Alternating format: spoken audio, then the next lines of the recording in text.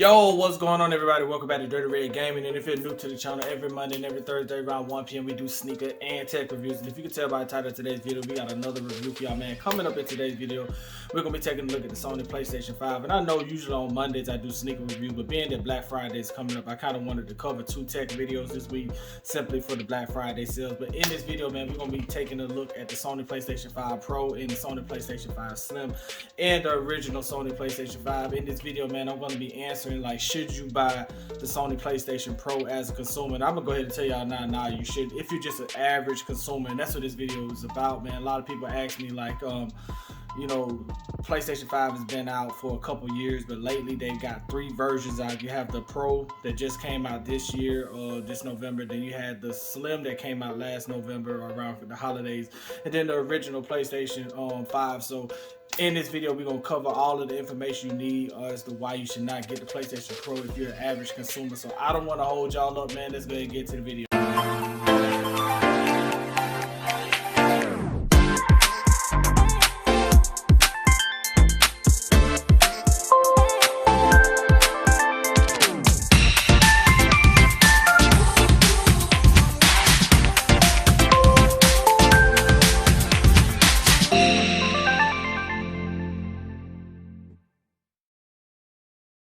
Okay, so let's get into why I chose to make this video. So I'm a YouTuber. I like to look at myself as a YouTuber, a content creator.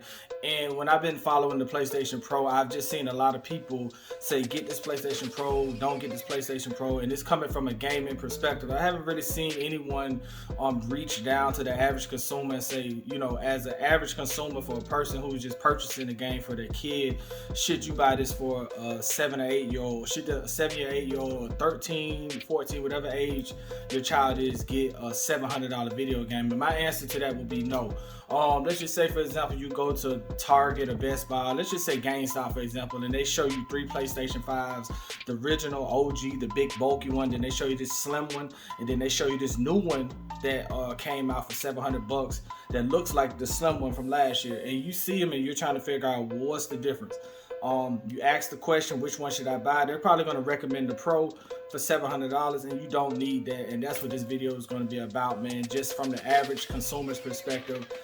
Because I know, watching a lot of YouTube videos, man, you're going to see people saying, go get the PlayStation Pro, that's the greatest thing to get. And if you're just getting it from the average consumer's perspective, or just an average consumer, you're not going to need it, because you probably don't even have the equipment to use it the way it needs to be used. So let's go ahead and get into the specs and what makes this game different from the other ones that previously came out. So let's go. Okay, so what is the difference between the Sony Playstation 5 and the Sony Playstation 5 Pro? So with the Sony Playstation 5, we'll start there. You have two versions, which is the original version and the slim version that they came out with last year, and the original, which is the big, the bulky PlayStation, which came out first. You have those two. They just regular PlayStation 5s that run at I would say about 60 to 120 hertz. They do have upgrades for the PlayStation 4 to play your PlayStation 4 games on it. Just the basic PlayStation 5. Now, when we look into the PlayStation Pro, what is the difference? And the processor in the PlayStation Pro is what makes it different, as well as the visual quality that you'll get. And the reason why you should not purchase the PlayStation Pro if you're just a regular consumer with the basic 4K TV is mainly because of the TV itself. Usually, last year I went and purchased the OLED TCL, I think that's what that is, TCL monitor, just to game on, specifically just to game on, not to watch TV or nothing of that nature. And that is a gaming TV. It enhances your gaming quality to 120 hertz at 4K.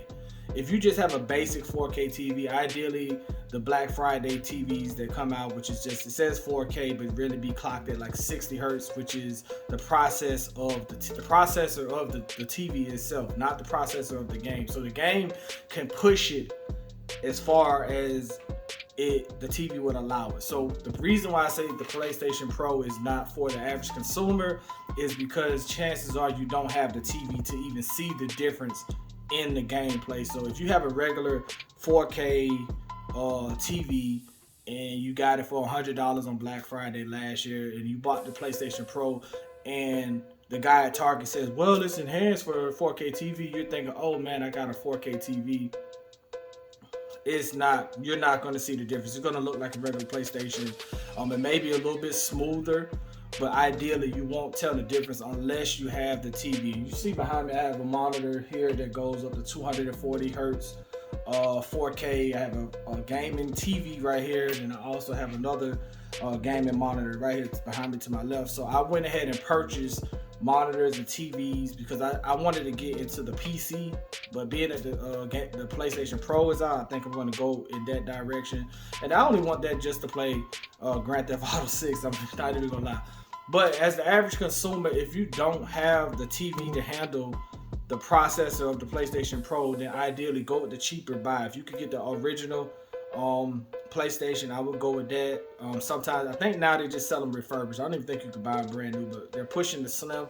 If you could get the Slim as a bundle, get the Slim. I think they're like I want to say $375, around about $400. But I would not spend the $600 or $700 for the PlayStation Pro if I don't have the TV, because your TV has to be at 120 hertz and at 4K, and you're spending the extra money basically because you have the monitor for it. Now they do give you 2 terabytes of memory, but you could go and buy your own memory.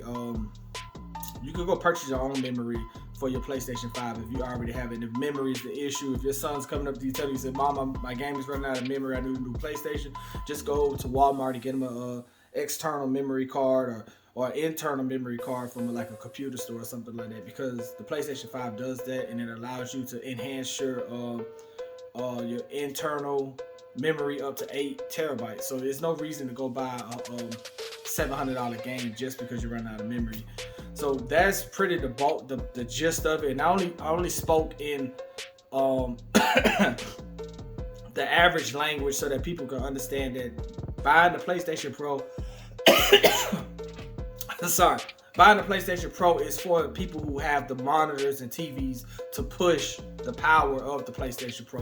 If you just got a basic TV, man, don't even waste your time buying a $700 game. It's just a waste of money for the average consumer. So that's what this video was about, man. And excuse the coughing, man. I don't know, it's just the weather around here in Georgia. But nonetheless, man, if you made it this far, I try to make this video pretty short, just to give you a rundown as the average consumer as to why you should not buy the PlayStation Pro. If you made it this far, man, make sure to like the video, comment, subscribe, and let me know if y'all plan on getting the PlayStation Pro. So I want to thank y'all for tuning in, man. It's Dirty Red Gaming, and I'm out.